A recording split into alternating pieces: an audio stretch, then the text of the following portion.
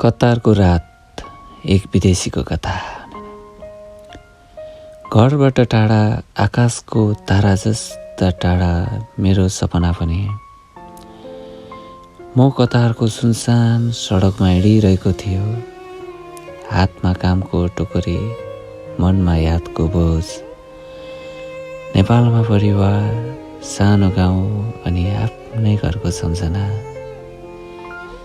यी सबै यादहरूले हरेक दिन मेरो हृदय भारिलो बनाउँथ्यो। पहिलो दिन काममा गए, शरीर थाकेको, मन खाली।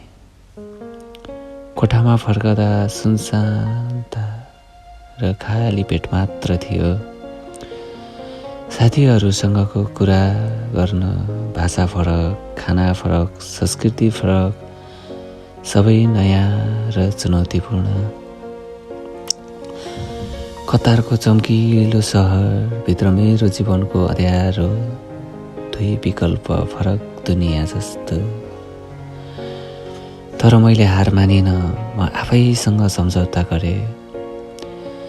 यी कठिनाइहरूले मलाई कमजोर बनाउन सक्दैनन्, बलियो बनाउनेछन्। मेरा सपना अझै उज्यालो बनाउनेछन्।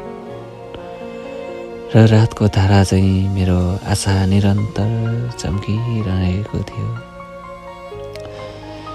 समय बित्दै गयो, साथीहरूको साथ, थोरै मुस्कान, घरको सम्झना, सबैले मेरो हृदयमा आशा जगायो। दुःखले मलाई नष्ट गर्न सकेन। मेरा सपना अझ स्पष्ट भयो। म फर्केर परिवारसँग बस्न, सफल हुने अनि जीवनलाई आफ्नै रङले रच्ने। विदेशमा रहँदा दुःख, एक्लोपन, सङ्घर्ष यी सबै अनुभव हुन्। तर जसले यी अनुभवलाई आत्माको शक्ति बनाउँछ, उसको भविष्य उज्यालो हुन्छ। म भन्छु, जहाँ पनि रहौ, आशा कहिले नछोडौ। अँध्यारोमा पनि तारा